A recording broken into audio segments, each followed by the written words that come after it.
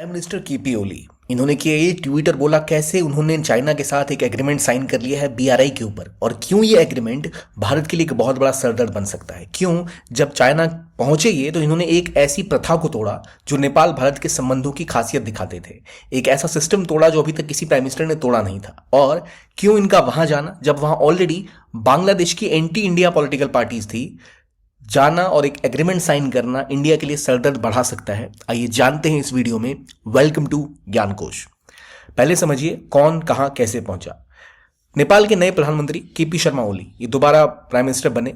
नेपाल का political system ऐसा है कि वहां पे अक्सर प्रधानमंत्री बनते बिगड़ते रहते हैं। तो जब भी कोई प्राइम मिनिस्टर चुनता है ना किसी भी देश का, तो नियम ये होता है कि पहले वो उस देश को विजिट करते हैं जहां उनके साथ ट्रेड होता है, जो उनके लिए सबसे महत्वपूर्ण कंट्री है। तो इसीलिए नेपाल में जब भी कोई प्राइम मिनिस्टर चुना जाता है तो अपनी फॉरेन विजिट वो ट्रेडिशनली इंडिया में ही करते आए हैं। लेकिन केपी शर्मा ओली ने इस चीज को, इस ट्रेडिशन को तोड़ते हुए पहली विजिट की चाइना में, और चाइना में जाकर साइन किया एग्रीमेंट बीआरआई के ऊपर, बेल्ट एंड रोड इनिशिएटिव। एक ऐसा इनिशिएटिव जो जी जिनपिंग जो राष्ट्रपति हैं 2013 से ही इनका ये एक एम्बिशियस प्रोजेक्ट रहा, इनका ड्रीम सपना। तो बीआरआई इन्होंने साइन किया, और बीआरआई हालांकि 2017 में ही ये ज्वाइन कर चुके हैं, लेकिन उसके ऊपर जो प्रोजेक्ट्स थे उन पे तेजी से काम नहीं हो रहा था। और इसीलिए यहां पर एक नया ये एग्रीमेंट साइन करके आए हैं कि बीआरआई के जितने प्रोजेक्ट हैं वो इंप्लीमेंट हो पाए। जब ये पहुंचे वहां तो इनके साथ साथ वहां पर कई सारी ऐसी बांग्लादेश की पार्टीज को भी बुलाया गया था। फॉर एग्जाम्पल, सबसे इंपॉर्टेंटली जमाते इस्लामी, जो एक ऐसी पॉलिटिकल पार्टी है जो एंटी इंडिया एक्टिविटी करने के लिए बदनाम है। टेररिज्म और कंजर्वेटिज्म को बढ़ावा देने वाली ऐसी पार्टियां जो बांग्लादेश की हैं, उनको भी वहां बुलाया गया था। केपी शर्मा ओली जाते हैं, बीआरआई को साइन करते हैं। और बीआरआई एक ऐसा प्रोजेक्ट है जिसका इंडिया ने हमेशा से पुरजोर विरोध किया है, क्योंकि बीआरआई के अंदर चाइना ने पीओके से, पाकिस्तान ऑक्यूपाइड कश्मीर से एक प्रोजेक्ट निकाला जिसका नाम है China Pakistan economic corridor, CPEC. इसको लेकर इंडिया का विरोध रहा। इंडिया ने बीआरआई कभी ज्वाइन नहीं किया, और इवन भूटान ने इसे ज्वाइन नहीं किया। तो क्या है ये, पहले बीआरआई ये समझते हैं। देखिए, चाइना ने एक अपना प्रोजेक्ट रन किया था जिसके तहत वो अलग अलग देशों से, एशिया हो, इवन अफ्रीका हो, या फिर साउथ अमेरिका में भी रोडवेज, ट्रांसवेज, रेलवे लाइंस बढ़ाई हैं, शिपिंग लेन्स डेवलप की हैं, ताकि ये अपना व्यापार कर सके, अपना सामान बेच सके, और इन सड़कों पर, इन हाईवेज पर, इन वाटरवेज पर वो अपना डोमिनेंस दिखा सके। चाइना ने इंडिया के पड़ोस में ही पाकिस्तान में एक डीप सी वाटर पोर्ट बनाया ग्वादर में, और यहां ये एक रोड है जो काशगढ़ से लेकर ग्वादर तक जाता है, जो पीओके से निकलता है। यानी आपने पाकिस्तान ऑक्यूपाइड कश्मीर से रोड निकाला, इंडिया को कुछ नहीं बताया, जबकि इंडिया की जमीन है। तो यहां से गुजरने से पहले इंडिया को इन्हें पूछना चाहिए था, लेकिन ऐसा कुछ नहीं किया। तो भारत ने बीआरआई को बिल्कुल कैंसिल कर दिया। इसके अलावा चाइना ने हम्बनटोटा पोर्ट पे काम किया, चाइना ने श्रीलंका में, जो एक व्हाइट एलिफेंट प्रोजेक्ट बन गया। यानी एक ऐसा प्रोजेक्ट जो बना तो दिया, जिस पर काम तो शुरू हो गया, इतना सारा इंटरेस्ट पे इन्होंने काम शुरू किया, लेकिन वहां कोई बिजनेस ही नहीं हो पा रहा। नेपाल के केस में एक एग्जाम्पल देता हूं। नेपाल के साथ जब इनका एग्रीमेंट 2017 में हुआ तो इन्होंने कई सारे प्रोजेक्ट्स का वादा किया। एक एयरपोर्ट खोला पोखरा में। पोखरा नेपाल का एक बहुत ही दर्शनीय, टूरिस्टों के लिए बहुत अच्छी जगह है, खूबसूरत जगह है पोखरा में। वहां पर एक एयरपोर्ट बनाया, इंटरनेशनल एयरपोर्ट। लगभग $200 मिलियन के आसपास अनुमान लगाया जाता है कि इन्होंने यहां पर पैसे इन्वेस्ट किए, जो चाइना से उधार में लिए थे। एयरपोर्ट बनकर तैयार हुआ, अब वहां पर फ्लाइट्स ही नहीं जा रही, क्योंकि वहां पर डिमांड नहीं है फ्लाइट्स की। चाइना ने इनको सपने दिखाया कि भाई यहाँ एक एयरपोर्ट बनाएंगे तो बहुत सारे टूरिस्ट आएंगे, लेकिन कोई आया नहीं। इंडिया ने भी कहा भाई हमें मतलब नहीं है, आप चलाओ अपना एयरपोर्ट, हमारी जमीन, हमारी एयरवेज से, आप एयर स्पेस से आपको अपना फ्लाइट लेके नहीं जाना है इस एयरपोर्ट के लिए। भारत ने भी मना किया, भारत की फ्लाइट चलती नहीं है, और बिना इंडिया के टूरिस्ट के गए, और बिना नेपाल में, पोखरा वैसे भी इंडिया से भी ज्यादा लोग नहीं जाते, तो इसलिए ये एयरपोर्ट बना लिया। अब इस एयरपोर्ट का जो उधार है, इंटरेस्ट, वो नेपाल कहां से चुकाएगा, नेपाल इसकी चिंता कर रहा है। तो ऐसे कई सारे प्रोजेक्ट बनाने के लिए चाइना बदनाम है। फॉर एग्जाम्पल, श्रीलंका का आपको सुना ही होगा आपने कि वो बेचारे अभी तक हम्बनटोटा का एक बड़ा सा पोर्ट बना रही है उनके देश में, कि भाई यहां पर ढेर सारे शिप्स आएंगे, व्यापार होगा, ये कॉन्स्टिट्यूंसी डेवलप होगी, आपको बहुत सारा टैक्स में कमाई होगी। लेकिन हम्बनटोटा में कोई शिप गया ही नहीं, रिक्वायरमेंट ही नहीं थी उसकी। तो हम्बनटोटा हो, पाकिस्तान का ग्वादर का जो डीप सी पोर्ट है, इसकी भी सेम कहानी है। पाकिस्तान का नेपाल का ये पोखरा इंटरनेशनल एयरपोर्ट, ये सारे प्रोजेक्ट जो है ऐसे प्रोजेक्ट हो गए जो एक सफेद हाथी बन चुके हैं, व्हाइट एलिफेंट। यानी आपने ढेर सारा पैसा मिला, आपने जाके एक हाथी खरीद लिया, सफेद हाथी, कि चलो भाई इस पे घूमेंगे, हमारी शान बढ़ेगी। पर शान तो बढ़ रही है अब ये पोर्ट बना के, एयरपोर्ट बना के, पर इसको खिलाओगे कहां से? ये व्हाइट एलिफेंट प्रोजेक्ट का इंटरेस्ट कहां से पे करोगे? तो ये हम्बनटोटा हो, पोखरा का एयरपोर्ट हो, या फिर ग्वादर की बात हो, इन सभी जगहों पर चाइना इंटरेस्ट बहुत चार्ज करता है। तो वो देश इंटरेस्ट दे नहीं पाते, और जब आप इंटरेस्ट नहीं दोगे तो चाइना आके उस जगह को टेक ओवर कर लेगा। कुछ यही हुआ था श्रीलंका के साथ, जहां हम्बनटोटा पोर्ट को टेक ओवर कर लिया चाइनीज कंपनीज ने। तो भारत भी इस खेल को अच्छे से समझ रहा था, और चाइना भी समझ रहा है, और इसलिए नेपाल को इस जाल में फंसाने की तैयारी वो कर रहे हैं। नेपाल इसमें फंसता ही जा रहा है, क्योंकि नेपाल को लग रहा है कि सस्ता पैसा मिल रहा है, इंटरेस्ट पे पैसा मिल रहा है, चलो प्रोजेक्ट शुरू करते हैं, जनता हमें वोट देगी, हम चुन के आएंगे, बाद में जो होगा देखा जाएगा।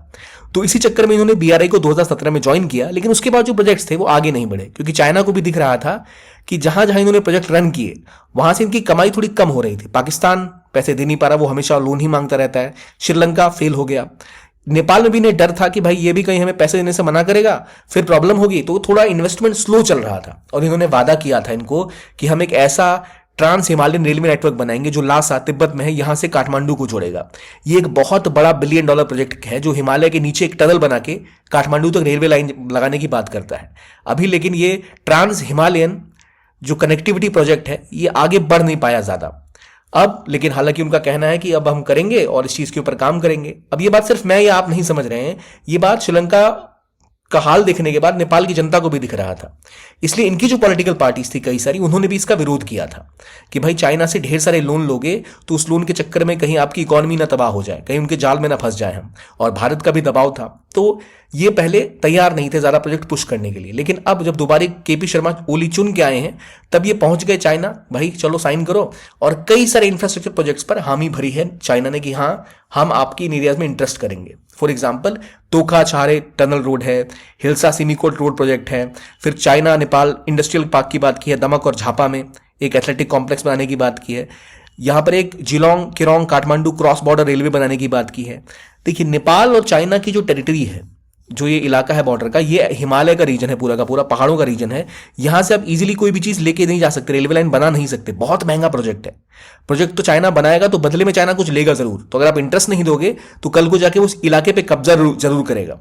तो इसलिए अब नेपाल इस फिराक में है कि भाई हमें आप लोन मत दो, हमें ग्रांट्स दो। ग्रांट्स मतलब होता है, लोन्स और ग्रांट्स में एक फर्क होता है। लोन जो होता है वो आपको वापस चुकाना पड़ता है और लोन पे होती है इंटरेस्ट रेट, और एक होता है ग्रांट। ग्रांट मतलब होता है आपको नेपाल को चाइना ने दे दिया, ये मुफ्त का है, अब ले जाओ अपना प्रोजेक्ट पूरा करो, आपको वापस नहीं चुकाना। तो ग्रांट को वापस नहीं करना होता, उस पर कोई इंटरेस्ट नहीं लगता है। या फिर आप ग्रांट बेस्ड या सॉफ्ट लोन की बात करते हैं, उसका इंटरेस्ट रेट बहुत कम होता है। लेकिन चाइना के प्रोजेक्ट्स में हमेशा हाई इंटरेस्ट रेट होता है, और इसीलिए चाइना के नेपाल में चाहे काठमांडू तक की रेलवे लाइन बनाने की बात हो जो प्रपोज कर रखी है, या फिर ये ट्रांस हिमालयन कनेक्टिविटी प्रोजेक्ट की बात हो गई हो, या फिर यहां पर ट्रांसमिशन लाइन बनाने की बात हो जो बॉर्डर के आर पार जाएगा, जिससे नेपाल अपनी बिजली चाइना को बेच पाए। अभी नेपाल जो है ना वो किसको बिजली बेचेगा? नेपाल तो इंडिया को ही बिजली बेच सकता है, क्योंकि यही एक इलाका है जो इनके साथ कनेक्टेड है इस तरह से, और भारत इनसे बिजली खरीदता है। जबकि भारत खुद इलेक्ट्रिसिटी प्रोडक्शन के मामले में भारत के पास सरप्लस है। भारत में खुद इतनी बिजली उत्पन्न होती है जितनी भारत के देश में डिमांड नहीं है। अब आप कहोगे तो सर ये बिजली जाती क्यों है हमारे देश में? वो इसलिए जाती है कि जहां बिजली उत्पन्न होती है वहां से बिजली की डिमांड जहां है वो उससे दूर होता है। तो बिजली को ले जाने में, ट्रांसमिशन में बहुत सारा लॉस होता है कि आप जब उस बिजली को प्रोड्यूस करके जब तक घरों तक पहुंचता है तक बहुत सारी उन तारों से गुजरना, बहुत चीजें जहां ट्रांसमिशन लॉस बहुत ज्यादा है। वरना भारत में खुद का उत्पादन बहुत है बिजली के लिए। तो नेपाल से भारत अब बिजली क्यों खरीदे? फिर भी हम खरीदते हैं क्योंकि इनका भला हो, इनके पास जरा एक्सपोर्ट करने को कुछ है नहीं, इनके प्रोजेक्ट्स भी हम रन करते हैं कुछ कुछ। तो इनको बिजली बेचनी थी, तो बांग्लादेश एक ऐसा देश है इसके पास बिजली की बहुत कमी है। तो भारत ने हाल में ही इनके साथ एक एग्रीमेंट किया था कि चलो भैया बांग्लादेश को बिजली बेच दो। तो अब चाइना भी कह रहा है कि चलो हमें भी बिजली बेच दो, जबकि चाइना के पास भी बहुत ऑप्शंस हैं। लेकिन ट्रांसमिशन लाइन बैठाना इन पहाड़ों पर, इन इलाकों में बहुत मुश्किल है। इसलिए नेपाल ज्यादा कुछ चाइना के साथ कनेक्टिविटी चाह के भी बढ़ा नहीं सकता। लेकिन लगातार बीआरआई को ज्वाइन करना, अब ये नया प्रोजेक्ट साइन करना, इनका प्रधानमंत्री का सीधा वहां पहुंच जाना, एक फ्रेमवर्क एग्रीमेंट साइन करना कि भाई अभी तक जो प्रोजेक्ट डिले हो रखे थे बीआरआई के, उन सबको आप तेजी से स्टार्ट कर दो। अब भारत को इसमें दिक्कत यह है कि चाइना का पैर जैसे जैसे नेपाल के ऊपर बढ़ना स्टार्ट होगा, जैसे जैसे नेपाल में उनकी इन्वॉल्वमेंट बढ़ेगी, जैसे जैसे नेपाल में अपनी इन्वेस्टमेंट को और ज्यादा बढ़ाएंगे। पिछले कुछ सालों में इंडिया को पछाड़कर चाइना ने नेपाल में सबसे ज्यादा इन्वेस्टमेंट की है। आमतौर पर भारत ही सबसे बड़ा इन्वेस्टर हुआ करता था। हाल के कुछ सालों में चाइना इंडिया से आगे निकल गया इन्वेस्टमेंट के मामले में, लेकिन फिर भी ट्रेड हो या डिपेंडेंस हो तो इनकी मेजरली इंडिया के साथ ही रही है। लेकिन इनके prime minister KP Sharma Oli का ये कदम कि वो भारत नहीं आए और बीआरआई पे एग्रीमेंट साइन हो रखा है, जबकि उन्हें दिख रहा है कि श्रीलंका का क्या हाल हुआ, पाकिस्तान का क्या हाल हो रहा है, इसके बावजूद ऐसे प्रोजेक्ट्स पर हामी भरना। और जैसे यहाँ एक हाइड्रो पावर प्लांट है, इसकी बात भी कर रहे हैं। तो इन तरह के कदम उठाने का मतलब है कि चाइनीज इन्वेस्टमेंट से डर नहीं रहे वो, और उनके साथ संबंधों को और बढ़ाना चाहते हैं, जो भारत के लिए एक टेंशन का सबब हो सकता है। और इसका एक एग्जांपल मैं आपको दूं तो आपको याद होगा, हाल में ही चाइना ने इनको कुछ कुछ प्रोजेक्ट की बातें करी, कुछ विवाद हुए, और उसके बाद इन्होंने अचानक से कुछ जगहों पर क्लेम ठोक दिया। इन्होंने कहा काला पानी, लिपू लेक और लिम्पियाधुरा ये हमारा है, जो कि ऑब्वियसली इंडिया का पार्ट है। इन्होंने क्लेम कर दिया कि जो काली रिवर है उसका ओरिजिन पॉइंट अलग है, तो ये सब हमारे हो जाती हैं, हमारे इलाके हैं। जबकि इंडिया का कहना है भाई यहाँ पे हम 1950 के बाद से हमारी आर्मी यहाँ बैठी हुई है, आज तक आपको याद नहीं आया कि आपका है ये।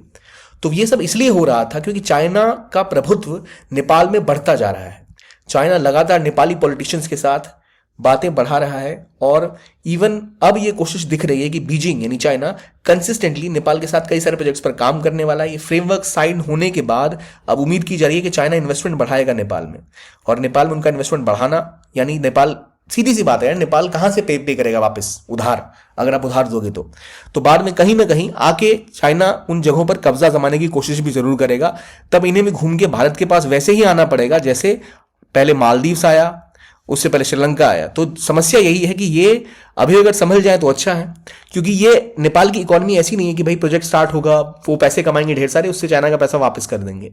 क्योंकि नेपाल की ज्योग्राफिकल स्थिति ऐसी है कि वो एक बफर स्टेट है, एक लैंडलॉक कंट्री है, सब तरफ से घिरी हुई है वो, उसके पास अपना कुछ पोर्ट भी नहीं है।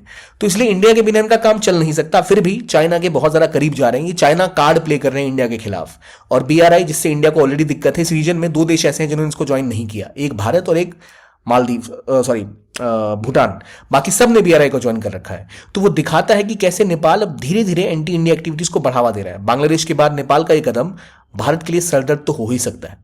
अब देखते हैं आगे क्या होता है। कि आपको लग रहा है कि नेपाल भी कहीं श्रीलंका या मालदीव की तरफ फंस न जाए इस जाल में, और फिर भारत के पास ही ना उसे आना पड़े? उम्मीद तो मुझे यही लग रही है, पर उम्मीद करते हैं कि इनकी भी इकोनॉमी डेवलप हो, अच्छी बात है, पर संभावनाएं बहुत खराब लग रही हैं। नेपाल की तो कहानी आपने देख ली, लेकिन जैसे फॉर एग्जांपल मैं एक और नेपाल का एग्जांपल लेता हूँ। वेस्ट सिटी का एक प्रोजेक्ट था जो पहले चाइना करने वाला था, फिर चाइना ने कहा यार हमसे नहीं होगा ये प्रोजेक्ट, इसमें पैसे ज़रा बन नहीं सकते, तो फिर ये इंडिया को सौंप दिया उन्होंने। फिर इंडिया ने प्रोजेक्ट पे भी काम कर रही है। तो इंडियन कंपनीज और इंडियन लोगों का पुराना संबंध है, और भारत नेपाल का संबंध कहा जाता है रोटी बेटी का रिश्ता है। रोटी बेटी का संबंध कैसे है कि भारत के लोगों की शादियां नेपाल में हुई है, नेपाल के लोगों की शादियां भारत में हुई है, भारत के लोग नेपाल में काम करने जाते हैं, नेपाल के लोग भारत में काम करने आते हैं, पूरा बॉर्डर ओपन है, आप कभी भी आ जा सकते हो। जो इनके तराई का रीजन है, मधेशी लोग जो पहाड़ी, जो निचले इलाकों में रहते हैं उन्हें मधेशी कहते हैं, और जो ऊपरी इलाकों पे कहते हैं उन्हें पहाड़ी कहते हैं। तो मधेशी लोग जो हैं उनका भारत के साथ बहुत डीप कनेक्शन है। तो इसलिए ये ऐसा संबंध है जो कभी खत्म होने वाला नहीं है। लेकिन हम उम्मीद करते हैं कि चाइना के बहुत ज्यादा करीब नेपाल ना पहुंच जाए, जो उनकी इकोनॉमी के लिए भी खतरनाक हो। अब अगर आप कर रहे हैं यूपीएससी की प्रिपरेशन, तो आपके लिए इंपॉर्टेंट है अच्छा कंटेंट, आपके लिए इंपॉर्टेंट है अच्छी टीचिंग, और ये सब सिक्योर होता है हमारे प्रोग्राम्स के थ्रू। क्योंकि PWOnlyIAS लेके आया है आपके लिए यूपीएससी के फाउंडेशन कोर्सेज, जो 2025 या 26 में आप तैयारी कर रहे हैं तो आपके लिए टारगेटेड है। अगर आप इंग्लिश में कोर्स लेना चाहते हैं तो आप टाइटन ज्वाइन कर सकते हैं, इंग्लिश के लिए प्रहार है 2025 के लिए। 2026 अगर आपका टारगेट है तो आप संकल्प ज्वाइन कर सकते हैं, जो इंग्लिश या हिंदी का प्रोजेक्ट की भाषा में है, और टाइटन जो कि इंग्लिश में, इंग्लिश माध्यम में आपको पढ़ाएगा। तो ये कोर्सेज आप ज्वाइन कर सकते हैं, जहां आपको मिलेंगी लाइव और रिकॉर्डेड जीएस की क्लासेस, आपको मिलेंगी सीसेट की क्लासेस, आपको डेली एमसीक्यू और मेंस के क्वेश्चंस मिलेंगे, आपको जीएस की ई बुक्स मिलेगी, जो आपको कंप्लीटली एक ही जगह मैक्सिमम रिसोर्सेज प्रोवाइड करेगी। आपको बार बार भागना नहीं पड़ेगा, ये कंटेंट कहाँ मिलेगा या वो सब्जेक्ट कहाँ से पढ़ें। ये एक ही जगह आपको सब कुछ एक जगह प्रोवाइड कराएगी, जिससे आपकी प्रिपरेशन को बहुत ज़्यादा बूस्ट मिलेगा। डेली एमसीक्यू और मेंस के क्वेश्चन आपकी प्रैक्टिस में सुधार करेंगे। और ये भी बात है कि आपको कोई इसके लिए 1 लाख रुपए 2 लाख रुपए नहीं देने, ये कोर्सेज केवल 7,999 रुपये से शुरू है। एडमिशन स्टार्ट हो चुके हैं। अगर आप इंटरेस्टेड हैं तो इस वीडियो के डिस्क्रिप्शन बॉक्स में आपको एक लिंक मिल जाएगा, उस लिंक पर क्लिक करते ही आप पहुंच जाएंगे इस पोर्टल पर, जहां से आप इसको ज्वाइन कर सकते हैं या इसके बारे में डिटेल से जानकारी ले सकते हैं। इस वीडियो के लिए इतना ही। देखने के लिए बहुत बहुत धन्यवाद। Keep on watching ज्ञानकोश।